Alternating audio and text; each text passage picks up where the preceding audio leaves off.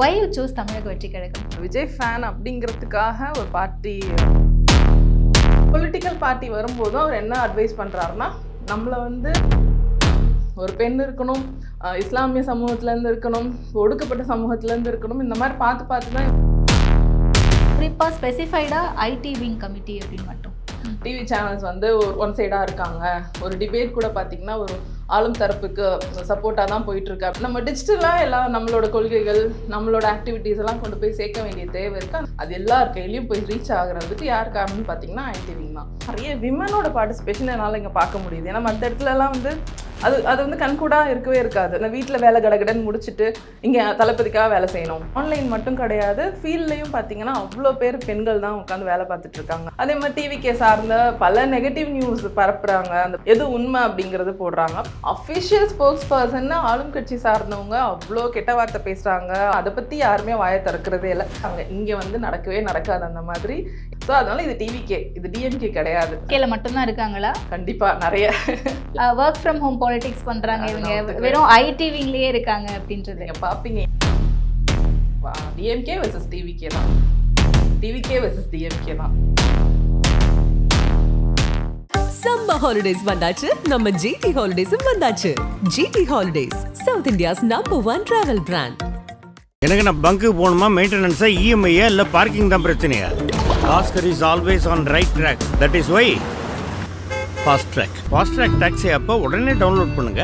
இனி வீட்லயே பானிபூரி செய்யலாம் எல்லாரும். ஆச்சி பானிபூரி கிட். வணக்கம் மேம். ஹாய், வணக்கம். ட்விட்டரில் சோனியா அருண்குமார் அப்படின்னு பார்த்துருக்கோம், அண்ட் ஒரு டிவிகே சப்போர்ட்டர் அப்படின்ற மாதிரி நாங்கள் நிறைய பார்த்துருக்கோம்.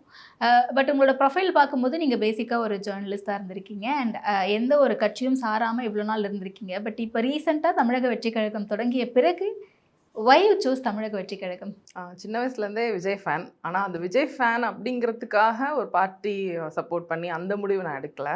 ஒரு ஃபேன் அப்படிங்கிறது வேற, ஒரு பொலிட்டிக்கல் பார்ட்டிக்கு சப்போர்ட் பண்ணுறதுன்றது அவங்க என்ன பண்ண போகிறாங்க, மக்களுக்கு என்ன நல்லது செய்ய போகிறாங்க, அந்த மாதிரி ஒரு நம்பிக்கை இருந்தால் தான் எந்த பார்ட்டியோடையும் போய் சேர முடியும். ஸோஃபார் எனக்கு அப்படி எந்த பார்ட்டியும் எனக்கு நம்பிக்கை கொடுக்கல. ஆனால் இப்போது தளபதி வரும்போது வந்து அவர் கெரியரோட அவர் பீக்கில் இருந்துட்டு அதெல்லாம் விட்டுட்டு அவர் சொன்னது ஒன்று தான், இந்த மக்களுக்கு எதாவது நல்லது செய்யணும். ஸோ அப்போ வந்து ஒருத்தர் மக்களுக்கு நல்லது செய்யணும்னு இருக்கிறத விட்டுட்டு ஒருத்தர் வரும்போது அப்போ அவருக்கு சப்போர்ட்டாக நிற்கணும் அப்படின்னு ஒன்று தோண்டிகிட்டே இருந்தாலும் ஒரு தயக்கம் இருந்துகிட்டே இருந்துச்சு. கரெக்டாக இருக்குமா, இது வரைக்கும் நம்ம எந்த பொலிட்டிக்கல் பார்ட்டிக்கும் சப்போர்ட் பண்ணதில்லை. ஸோ இப்படி நம்ம உள்ளே போகிறது வந்து கரெக்டாக இருக்குமான்னு யோசனைகள் இருந்துகிட்டே இருந்துச்சு.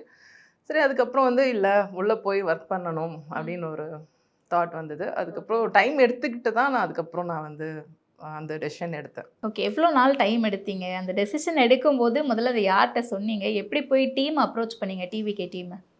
இல்லை, அவங்க வந்து டீம் எல்லாம் என் ஃப்ரெண்ட்ஸ் தான். ஓகே, டிவிகேக்குள்ளே இப்போ எல்லாம் இருக்கவங்களும் நான் ஒரு 10 இயர்ஸ் ஒரு 15 இயர்ஸ் அந்த மாதிரி எனக்கு தெரிஞ்சவங்க தான் எல்லாருமே. ஸோ அதனால் வந்து கரெக்டாக இருக்குமான ஒரு சந்தேகம் இருக்கும்போது வந்து ஏன்னா எனக்கு எப்பவுமே என்ன தோணுன்னா, எல்லா பார்ட்டியும் வந்து எப்படி எல்லாரும் இவங்க என்ன தப்பு பண்ணுறாங்களோ அதான் இவங்க பண்ண போகிறாங்க, எதுக்கு அப்படின்னு தான் எப்பயுமே ஒரு தாட் இருந்துகிட்டே இருக்கும். பொலிட்டிக்கலாக இருந்தால் அப்படி சுத்தமாக அப்படி க்ளீனாக நீட்டாக யாராலையும் இருக்க முடியாது அப்படின்னு ஒரு தாட் இருந்துகிட்டே இருந்தது. ஆனால் அதுக்கப்புறம் நிறைய ஃப்ரெண்ட்ஸோட டிஸ்கஷன்லாம் பண்ணிவிட்டு சரி அதுக்கப்புறம் நீ வா பார்த்துக்கலாம் அப்படின்னு அப்புறம் டெசிஷன் எடுத்தாச்சு. ஓகே. ஸோ பாலிடிக்ஸ்குள்ளே போகலான்னு நினைக்கிறேன். டிவிக்கே தான் ரைட்டான பார்ட்டி அப்படிங்கிறத எந்த இடத்துல சூஸ் பண்ணீங்க? ஒரு விமனா கண்டிப்பாக நல்லா இருக்கும், கரெக்டாக இருக்கும்னு எனக்கு தோணுச்சு. ஏன்னா 2-3 மீட்டிங்கில் ஏதாவது இன்சிடென்ட்ஸ் இருக்கும்ல, நம்ம தோணுச்சு அப்படின்னா நமக்கு நிறைய இல்லை, அதுதான் நான் சொல்ல வரேன். என்னன்னா ஒவ்வொரு வாட்டியும் ஒவ்வொரு மேடையிலையுமே இப்போ லியோ சக்ஸஸ் மீட் ஆகட்டும், எல்லா மேடையிலையுமே என்ன சொல்லுவாருன்னா, யாராவது உங்களை திட்டினா கூட நீங்கள் வந்து வேண்டாம் நண்பா, நம்ம அதை பண்ண வேண்டாம் அப்படின்னு சொல்லிகிட்டே இருப்பார். நான் ரொம்ப சின்ன வயசுலேருந்தே நான் அவரோட எல்லா ஆக்டிவிட்டியும் நான் பார்த்துட்ருக்கேன். மூவிஸ் தவிர அவரோட ஈவெண்ட்ஸ், அவர் என்னென்ன பேசுகிறாரு, என்னென்ன இன்டர்வியூஸ் கொடுத்துட்ருக்காரு. ஸோ அவரோட தாட் ப்ராசஸ் என்னவா இருக்குன்னு பக்கத்துலேருந்து பார்க்க சான்ஸ் இல்லைனாலுமே தூரத்துலேருந்து ஒரு ரசிகையாக வந்து நான் அவரோட எல்லா நடவடிக்கைகளுமே நான் பார்த்துட்டே தான் இருக்கேன். நிறைய ஆடியோ லான்ச்சுக்கு போகிறது, அவரோட எல்லா ஈவெண்ட்லேயும் இருக்கிறது, அந்த மாதிரி இருக்கும்போது இப்போ சொல்லிகிட்டே இருப்பார், யாராவது இப்படிலாம் நடந்துக்கிட்டா கூட நீங்கள் அந்த மாதிரி போகாதீங்க, ஸோ அந்த மாதிரி பண்ணாதீங்க. அப்போ பொலிட்டிக்கல் பார்ட்டி வரும்போதும் அவர் என்ன அட்வைஸ் பண்ணுறாருன்னா, நம்மளை வந்து யாராவது மோசமாக நடத்தினாலும் மோசமாக பேசினா கூட நம்ம அதை பண்ணக்கூடாது. நம்ம வந்து என்ன அறம் சார்ந்து என்ன பண்ணணுமோ மக்களுக்கு என்ன பண்ணணுமோ அதை யோசிச்சு போகலாம் அப்படின்னு தான் அவர் ஒவ்வொரு வாட்டியும் பசங்களுக்கு வந்து கிளாஸாக எடுக்கிற அவர் சொல்றது எல்லாமே அப்படிதான் சொல்றாரு. நாகரிகமான அரசியல் ஆமா, பண்ணுவோம். நாகரிக அரசியல், டீசென்ட், டிக்னிஃபைடு, ஆனால் டீப்பாக நம்ம பண்ணுவோம் அப்படிதான் அவர் சொல்லிட்டே வந்துட்டு இருக்காரு. ஸோ அதனால எனக்கு என்ன தோணுச்சா, ஓகே நமக்கு ஒரு கம்ஃபர்ட்டாக இருக்கும். அப்போ நிறைய விமன் பார்க்க முடிஞ்சது. ஸோ நிறைய விமனோட பார்ட்டிசிபேஷன் இருக்கும்போது என்னன்னா, அங்கே வந்து ஒரு எல்லாருக்குமான ஒரு அரசியல் இருக்கும் கண்டிப்பா. விமன் இப்போ பெண் உரிமை எல்லாம் பேசிட்டு ஒரு மேடையில கூட ஒரு பெண்ணை கூட பார்க்க முடியாது. அப்போ அங்க வந்து எனக்கு ஒரு நம்பிக்கை இருக்காதுல்ல. ஆனா இங்க எல்லாத்துலயுமே வந்து டே ஒன்லேருந்தே சின்ன சின்ன குழு போட ஆரம்பிக்கும் போதே ஃபங்க்ஷனரிஸ் நம்ம இவங்க அப்பாயிண்ட் பண்ணும்போதே அதில் வந்து இவங்க என்ன பண்ணுறாங்கன்னா இன்க்ளூசிவ் பாலிடிக்ஸ் தான் கொண்டு வராங்க. ஒரு பெண் இருக்கணும், இஸ்லாமிய சமூகத்துலேருந்து இருக்கணும், ஒடுக்கப்பட்ட சமூகத்துலேருந்து இருக்கணும், இந்த மாதிரி பார்த்து தான் இவங்க பிளேஸ் பண்ணும்போது அப்போ எனக்கு ஒரு நம்பிக்கை வந்து ஓகே விமனுக்கு வந்து இங்கே ஈக்குவல் ப்ரையாரிட்டிஸ் இருக்குது. அண்டு விமனோட பார்ட்டிசிபேஷனும் நேச்சுரலாகவே டிவிகேக்கு அதிகம். விமனோட ஓட்டர்ஸும் வந்து இப்போ அதிகமாக இருக்கிறதுனால வந்து தளபதிக்கு விமன் சப்போர்ட்டுங்கிறது வந்து என்னால் கண்கூடாக பார்க்க முடியுது. அப்போ இருக்கும்போது வந்து ஓகே விமனுக்கான ஒரு பெரிய ஒரு பிளாட்ஃபார்மாக டிவிக்கே இருக்கும்னு ஒரு நம்பிக்கை இருக்கும்னா சரி இவ்வளோ விமன் இருக்கும்போது ஆட்டோமேட்டிக்காக அங்கே வந்து என்னென்னா ஒரு டெமோக்ரஸி வந்துடும். ஓகே, பெண்கள் ஆண்கள்லாம் இருக்கும்போது வந்து ஈக்குவலாக இருக்காங்கன்னும் போது அப்போது இருக்கும்போது நமக்கு ஒரு நம்பிக்கை வந்துச்சு எனக்கு. ஆனால் கண்கூடா அதனால பார்க்க முடியலன்னா ஒரு நம்பிக்கையே வராது. ஐயோ இங்கேயும் வந்து ஒரு ஆணாதிக்கம் தான் இருக்குது அப்படின்னு தான் நமக்கு தோணும். இங்கே அப்படி இல்லாததுனால அது ஒரு நம்பிக்கை இருந்துச்சு எனக்கு. ஓகே நம்ம போகலாம் அப்படின்னு. ஓகே. பட் இப்போ ரீசெண்டாக நடந்த ஐடி விங் கான்ஃபரன்ஸ் நடந்துச்சு, ஆலோசனை கூட்டம் தமிழக வெற்றி கழகம் சார்பாக. ஸோ அதில் ஐடி விங் உறுப்பினர்கள் எல்லாருமே கலந்துக்கிட்டாங்க, மேல்மட்டிலிருந்து கீழ்மட்ட உறுப்பினர்கள் வரைக்கும். அண்ட் அது எப்படி போச்சுன்னு நினைக்கிறீங்க? ஏன் குறிப்பாக ஸ்பெசிஃபைடாக ஐடி விங் கமிட்டி அப்படின்னு மட்டும்? ஆமாம், தளபதி சொல்கிற மாதிரி இது கட்சியே வந்து ஒரு ஐடி விங்கு தான். இது எல்லாருமே சொல்கிறது வந்து என்னென்னா கட்சிக்கு ஒரு ஐடி விங் இருக்கும், ஆனால் இந்த கட்சியே இங்கே ஐடி விங் மாதிரி தான் இருக்குது அப்படிங்கிற மாதிரி சொல்லுவாங்க. ஸோ அது ரொம்ப இம்பார்ட்டண்ட்டான ஒரு மீட்டிங் தான். அது நான் எதிர்பார்க்கல. எனக்கு ஒரு சில ஏன்னா அதை ஒட்டி தான் இந்த ஒர்க் ஃப்ரம் பாலிடிக்ஸ்லாம் வருது அப்படிங்கிறதான், ஒர்க் ஃப்ரம் ஹோம் பாலிடிக்ஸ் வருது, அதெல்லாம் நான் பார்க்குறேன். நீங்கள் எப்படி தான் பார்க்குறீங்களா அதை? இது ஐடி விங்னாலயா?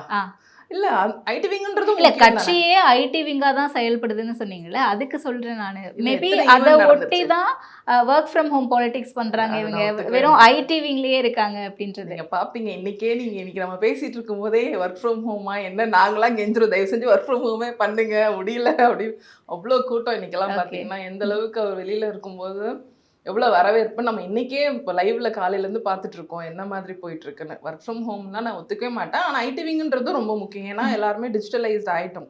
எல்லாரோட கையிலையும் மொபைல் இருக்குது, மூல முடுக்கில் கூட மொபைல் இருக்குது. இப்போ டிஜிட்டலாக நம்ம வந்து எல்லாருக்கும் கொண்டு போய் சேர்க்கணும் அப்படிங்கிறதுக்கு வந்து ரொம்ப முக்கியமான விஷயமா நான் வந்து ஐடி விங்கை நான் பார்க்குறேன். ஏன்னா அந்த காலத்தில் டிவி, டெய்லிஸ், அதுக்கப்புறம் வந்து மேகசைன்ஸ் இந்த மாதிரி இருக்கும். அதில் முக்கியத்துவம் இருக்கிறது வந்து இப்போ டிஜிட்டலைஸ் ஆகிடுச்சு. ஸோ எல்லாரோட மொபைல்லையும் நம்ம போய் சேரணும். இவங்களுக்கு ஆரம்ப காலத்துலேருந்தே ரொம்ப ஆக்டிவான ஒரு டீம் இது.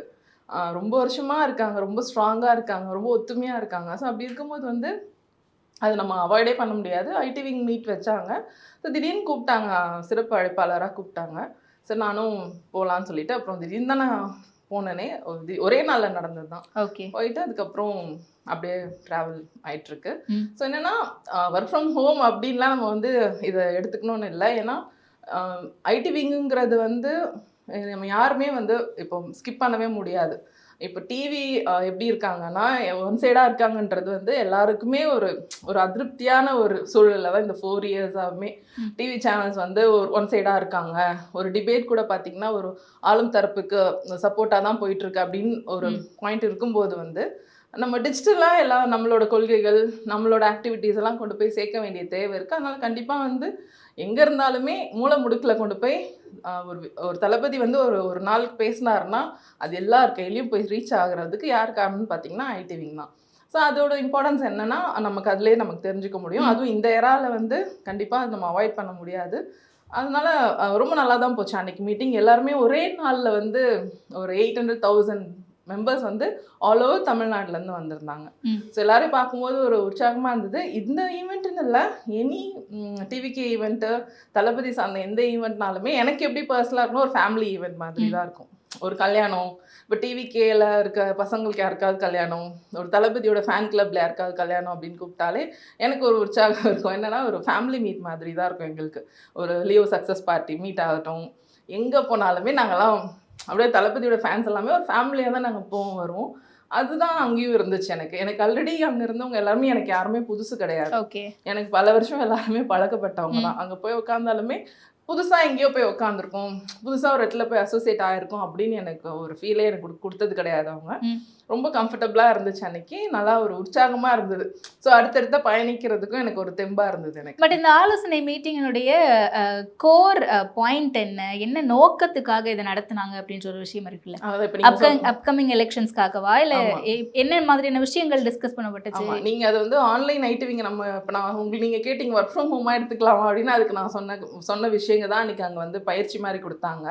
ஆது அர்ஜுன் சார் வந்து பேசினார். அவர் ஒரு ப்ரெசன்டேஷன் மாதிரி கொடுத்து எவ்வளோ இம்பார்ட்டன்ஸ் ஒரு ஐடிவிங்கிறது வந்து எவ்வளோ இம்பார்ட்டன்ஸ் ஒரு எலெக்ஷன் பேஸ்டாக. இன்னும் 1 இயர் தான் நம்ம கையில் இருக்குது. இப்போ 1 இயரில் நம்ம என்னென்ன பண்ணணும், எங்கெங்கெல்லாம் என்னென்ன மாற்றங்களை கொண்டு வர முடியும், என்ன மாதிரி நம்ம அடுத்து ஒர்க் ஃப்ளோ இருக்கணும் அப்படிங்கிற மாதிரி நிறைய விஷயங்கள் ஷேர் பண்ணிக்கிட்டாங்க. அது நிறைய இன்சைட்ஸ் கிடச்சிச்சு. எனக்குமே ஒரு நல்ல ஒரு நிறைய பாயிண்ட்ஸ் என்னால் வந்து தெரிஞ்சுக்க முடிஞ்சது. நிறைய விஷயங்கள் லெசன்ஸ் மாதிரி தான் இருந்தது எனக்கு. அது ஒரு 1 hour ஒரு 1/2 hour to 1 hour இருக்கும் அந்த ப்ரெசன்டேஷன். நல்லா இருந்தது, சூப்பராக இருந்தது. ஓகே. பட் ஐடிவிங்னு வரும்போது அந்த மீட்டிங்லேயே விஜய் அவர்கள் வந்து வீடியோ மூலமாக பேசியிருந்தாங்க. அண்ட் உலகம் முழுக்கவும் இருக்கக்கூடிய ரசிகர்கள், தொண்டர்கள் எல்லாருமே வந்து நம்ம ஐடிவிங்கை ரொம்ப ஸ்ட்ராங்காக வச்சுக்கிறீங்க. அண்ட் நீங்கள் எல்லாருமே இனிமேல் விர்ச்சுவல் வாரியர்ஸ் அப்படின்ட்டு அழைக்கப்படுவீங்க அப்படின்ட்டு. பட் அது ஒரு கட்டத்துக்கு அப்புறம் மீம் டெம்ப்ளேட்டாகவும் பயன்படுத்தப்பட்டுச்சு. ஸோ ஐடிவிங்கை பொறுத்த வரைக்கும் இந்த சோஷியல் மீடியா பிளாட்ஃபார்ம்ஸை என்ன மாதிரியெல்லாம் யூஸ் பண்ணலாம், பட் இவங்க எப்படியெல்லாம் யூஸ் பண்ணுறாங்க அப்படிங்கிறத நீங்கள் பார்க்குறீங்க, நீங்கள் எப்படி அப்சர்வ் பண்ணுறீங்க? ஆமாம், நான் வந்து ஒரு விஜய் ஃபேன், அப்புறம் இப்போ டிவிகே சப்போர்ட்டர் இதெல்லாம் இல்லாமல் ஒரு ஆன்லைன் யூஸராக ஒரு 15 years 10 yearsக்கு மேலே 2009லேருந்து நான் வந்து ஆன்லைனில் இருக்கேன். ஸோ கிட்டத்தட்ட 15 yearsனு வச்சுக்கோங்களேன் பார்த்துட்ருக்கேன் நான் ஆன்லைனில். ஸோ அப்படி இருக்கும்போது இப்போ தளபதியோட நிறைய இடத்துல அவர் பேசுனது வந்து நீங்கள் கரெக்டாக யூஸ் பண்ணுங்கள், கரெக்டாக இருங்க, வேணாம் நண்பா அதெல்லாம் நம்ம பண்ண வேணாம்னு அவர் சொல்லி பசங்க வந்து அந்த மாதிரி ஒரு கட்டுக்கோப்பாக நம்ம வந்து நம்ம வேலை என்ன, இப்போ யாராவது ஒருத்தர் தப்பு பண்ணால் கூட அது கீழே போய் யாராவது வந்து இல்லை இது பண்ணக்கூடாது அப்படின்னு சொல்கிற அளவுக்கு வந்து இங்கே ஐடிவிங் ஒரு சிறப்பாக செயல்பட்டு இருக்காங்கன்னு நான் சொல்லலாம். ஏன்னா எனக்கெல்லாம் ரொம்ப கம்ஃபர்டபுளாக நான்லாம் ஃபீல் பண்ணுற மாதிரியான ஒரு ஐடிவிங் தான். வருமா எங்கள் வேலையை பார்க்குறோம், எங்கள் வேலையை பார்த்துட்டு போகிறோம் அப்படிங்கிறதுல வந்து ரொம்ப டே பை டே இன்னும் வந்து தெளிவாயிட்டே இருக்காங்க.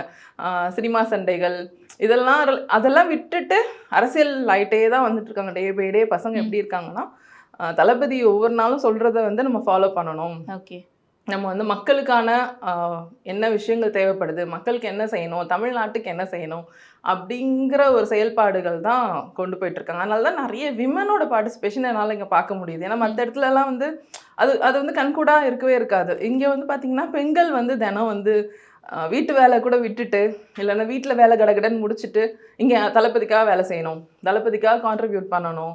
இங்கே மட்டும் ஆன்லைன் மட்டும் கிடையாது, ஃபீல்ட்லேயும் பார்த்தீங்கன்னா அவ்வளோ பேர் பெண்கள் தான் உட்காந்து வேலை பார்த்துட்ருக்காங்க.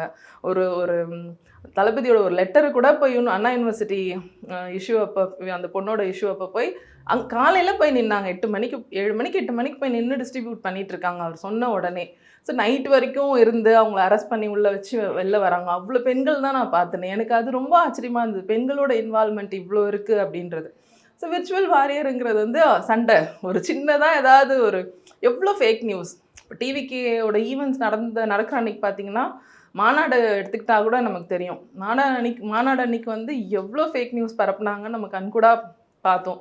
அது எல்லாத்தையும் அங்கங்கேயே ரிப்ளை பண்ணி முடிச்சிருவாங்க. அப்போ அது விர்ச்சுவல் வாரியர்ஸ் தானே. அவங்க எவ்வளோ சண்டை போட்டுட்ருக்காங்க, எவ்வளோ ஃபேக் நியூஸ்க்கு கீழே வந்து உடனே ரிப்ளை பண்ணி இது இப்படி தான், அது அப்படி தான், எது ஃபேக்டோ அந்த ஃபேக்டை கொண்டு வந்து போடும். மற்ற கட்சிக்குன்னா ஒரு ஃபேக்ட் செக் யூனிட் வேணும், நமக்கு இது வரைக்கும் எதுவுமே கிடையாது. இன்னைக்கு வரைக்கும் ஐடிவிங் கூட ப்ராப்பர் ஐடிவிங்குன்னு இன்னும் டிஸ்ட்ரிக்ட் லெவல்லலாம் இன்னும் நம்ம போடலை. ஸோ இப்போதைக்கு ஒரு ஐடிவிங் நிர்வாகிகள் அனௌன்ஸ் பண்ணியிருக்காங்க. இப்போ தான் அடுத்தடுத்து வருவாங்க, அடுத்தடுத்து எல்லா நிர்வாகிகள் எல்லாமே அனௌன்ஸ்மெண்ட் இருக்கும். ஸோ இப்போ வரைக்குமே என்னென்னா அவங்கவுங்கள தன்னார்வலர்கள் மாதிரி தான் அவங்க வந்துட்டு கட்சி பற்றி ஏதாவது ஒரு ஃபேக் நியூஸ் பரப்புனாலோ, தளபதி பற்றி ஏதாவது ஒரு ஃபேக் நியூஸ் பரப்புனாலோ, எல்லாம் தப்பாக ஏதாவது பேசினாலோ அவங்களே வராங்க. தன்னார்வலர்கள் தான் அவங்க எல்லாருமே. அவங்களாம் வந்து தான் இங்கே அவங்களுக்கு நினச்சா அவங்க போய் அவங்க வேலையை பார்க்கலாம், அவங்க ஃபேமிலியை பார்க்கலாம், இல்லை அவங்க பர்சனலாக ஏதோ டைம் ஸ்பெண்ட் பண்ணலாம். ஆனால் எல்லாத்தையும் விட்டுட்டு இங்கே வந்து உட்காந்துட்டு இருக்கும்போது அப்போ அது பார்க்கும்போதே ரொம்ப பூரிப்பாக தான் இருக்குது. ஒரு தளபதிக்காக, அப்புறம் தமிழ்நாட்டு மக்களுக்காக, மக்கள் பிரச்சனையை ஃபுல்லாக டெய்லி பேசிகிட்டு இருக்காங்க, காலையிலேருந்து நைட் வரைக்கும் பேசிகிட்டு இருக்காங்க. 2021க்கு அப்புறம் வந்து பல சமூக செயற்பாட்டாளர்கள் காணாம போனது தான் நடந்தது. ஆனால் நான் இன்னைக்கு பார்க்குறேன் டிவிக்கு அனௌன்ஸ்மெண்ட்க்கு அப்புறம் சாதாரண பல ஐடிஸ் வந்து தன்னை ஆக்டிவிஸ்டாக அவங்க மாறி நிறைய பேர் வந்து இப்போ மக்களோட பிரச்சனையை பேசுகிறாங்க, பார்க்க முடியுது. அதே மாதிரி டிவிக்கே சார்ந்த பல நெகட்டிவ் நியூஸ் பரப்புகிறாங்க. அந்த பரப்புற நியூஸ்க்கு கீழெல்லாம் போயிட்டு இவங்க கமெண்ட் பண்ணி எது உண்மை அப்படிங்கிறது போடுறாங்க. அப்போ வந்து தளபதி அந்த வேர்டு யூஸ் பண்ணது வந்து நான் ரொம்ப கரெக்டானதாக தான் நான் எனக்கு பட்டுச்சு. அங்கேயே அவர் பேசின வீடியோ பார்த்தோன்னே அப்படியே மொத்த ஹாலுமே அப்படியே ரொம்ப குதூகலமாக இருந்தாங்க. 2 வாட்டி போட்டாங்க வேற அந்த வீடியோ. ரொம்ப சந்தோஷமாயிட்டாங்க. எப்படி இருக்கீங்க நண்பா அப்படின்ட்டு கை காமிச்சிட்டு அவர் ஒரு பாஸ் வேற விட்டார். லைவ்ல தான் பேசிட்டு இருக்காரா அப்படின்னு ஆயிடுச்சு. அவர் பார்த்தாலே பசங்க எல்லாருக்குமே வந்து ஒரு உற்சாகம் தான். அதே மாதிரி அவர் கரெக்டாக சொல்லி கொடுக்குறதும் அவர் அப்படிதான் இப்படிதான் இருக்கணும். ஒன்றும் நம்ம வந்து ஸ்போக்ஸ் பர்சனு கூட அவர் என்ன சொல்வாருன்னா, ஒரு டிபேட் ஷோக்கெலாம் போனாங்கன்னா எதிராளிங்க கத்துனா கூட நீங்கள் கத்தாதீங்க, நீங்கள் கத்தி பேசாதீங்க. நான் என் ஃப்ரெண்ட்ஸ் தான் போகிறாங்க, அவங்க என்கிட்ட சொல்லுவாங்க தளபதி வந்து இன்னும் ரொம்ப கத்தி பேசுனீங்க, நம்ம அந்த மாதிரிலாம் கத்தி பேசக்கூடாது. அவங்க கத்துனா கத்திட்டு போகிறாங்க, நம்ம கத்திலாம் பேசக்கூடாது. திரும்பவும் நம்ம என்ன சொல்லணுமோ அதை அவங்களுக்கு சொல்லிட்டு வந்துருங்க, நமக்கு வேண்டாம், நம்ம அந்தளவுக்கு இறங்கி போக வேண்டாம். அப்படிதான் அவர் ரிப்பீட்டடாக எல்லா இடத்துலையுமே பதிவு பண்ணிகிட்டே வராரு. மாநாட்டிலையும் decent attack, decent approach, but டீப்பாக இருக்கும்னு சொன்னார். அன்னைக்கும் ஐடிவிங் கூட்டத்தை அன்னைக்குமே டிக்னிஃபைடாக இருப்போம் நம்ம. Okay okay. ஸோ எவ்வளோ பெரிய வார்த்தை புரியுது.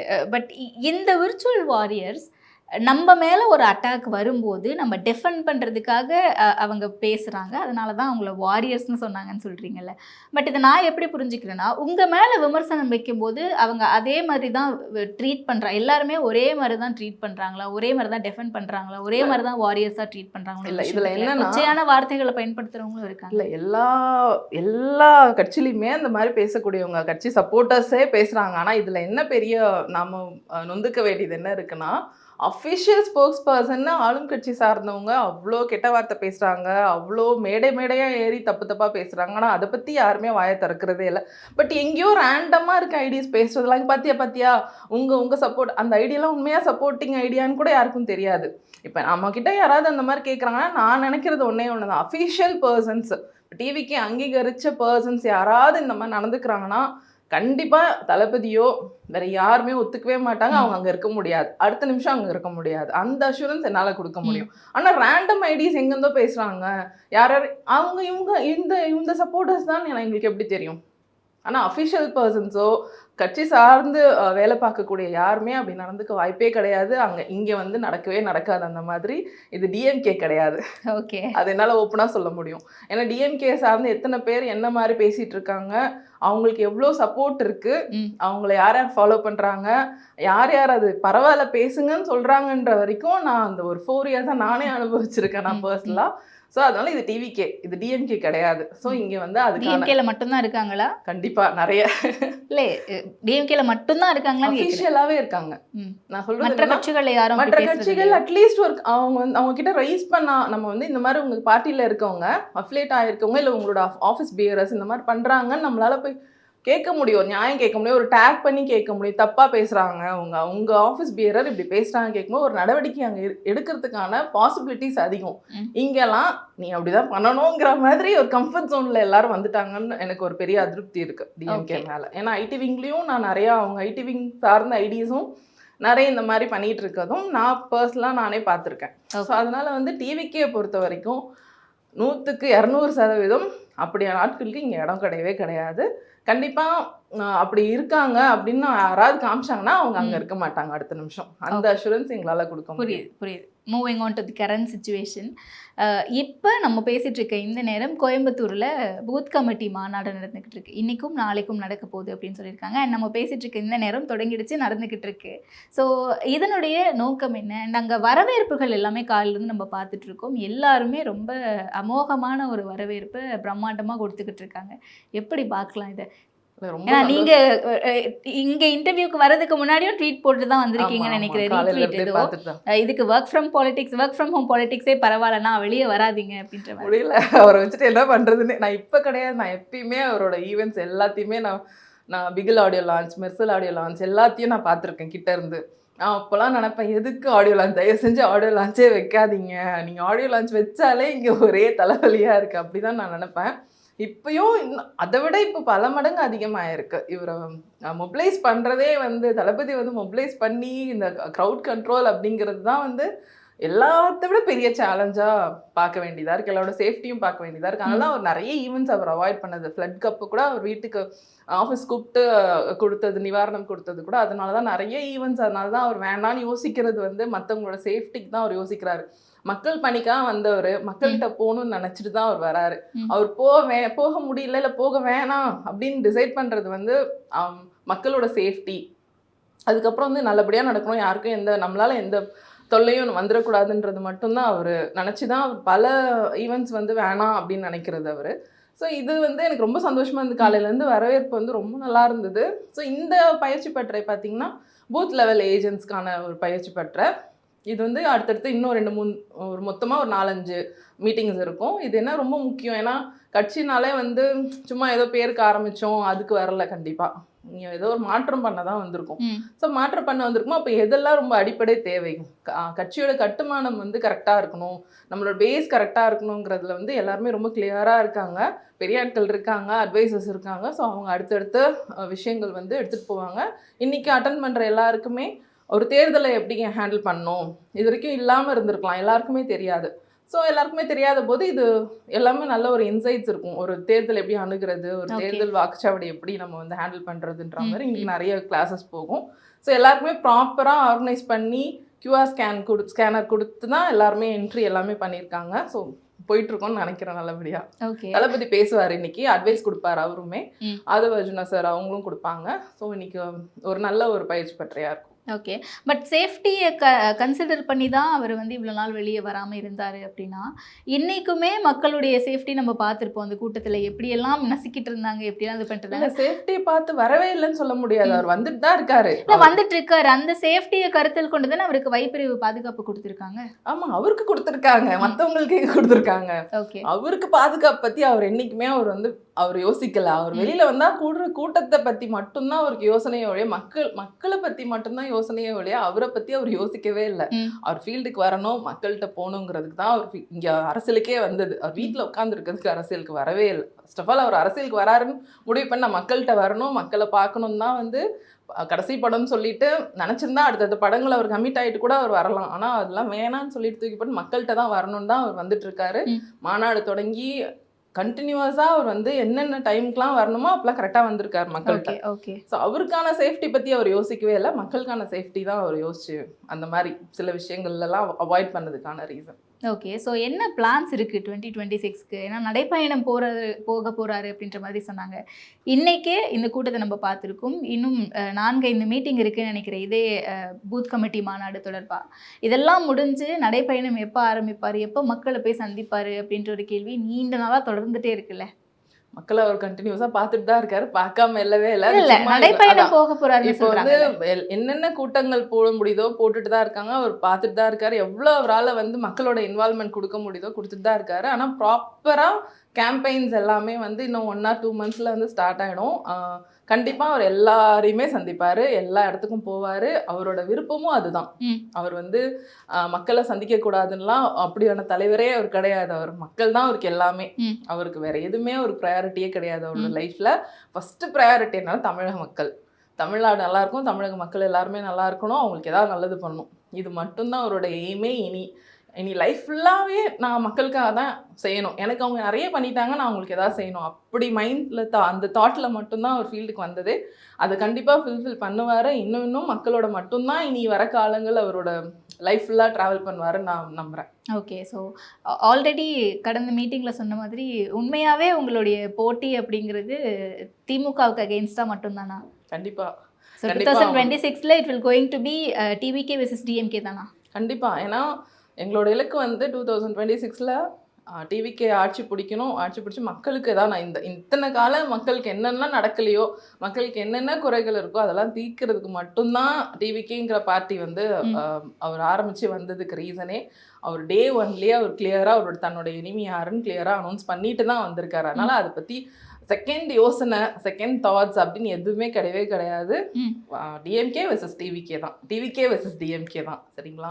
ஸோ அதனால் அதில் எந்த சேஞ்சுமே இல்லை. அதை நோக்கி மட்டும்தான் அவரோட ஒர்க்ஸ் எல்லாமே அதை பற்றி மட்டும்தான். என்ன பண்ணலாம், அடுத்து என்ன செய்யணும், ஆதவ சார் தொடர்ந்து பேசிகிட்டு இருக்கிறதுமே இங்கே என்ன நடந்துட்டுருக்கு, இது எப்படி மன்னராட்சி, இந்த மன்னராட்சியிலேருந்து எப்படி நம்மலாம் இதுலேருந்து எப்படி மக்களை ப்ரொடெக்ட் பண்ணணும், அடுத்து எப்படி இதை சேஞ்ச் கொண்டு வரணும், எப்படி இதெல்லாம் என்னென்ன தப்புகள் நடந்துட்டுருக்குன்னு அவங்களும் எல்லா ஸ்டேஜ்லையும் தொடர்ந்து பேசிட்டு தான் இருக்காரு. அவருமே அவர் கொடுக்குற இன்டர்வியூஸில் எல்லாம் பேசிகிட்டு இருக்காரு.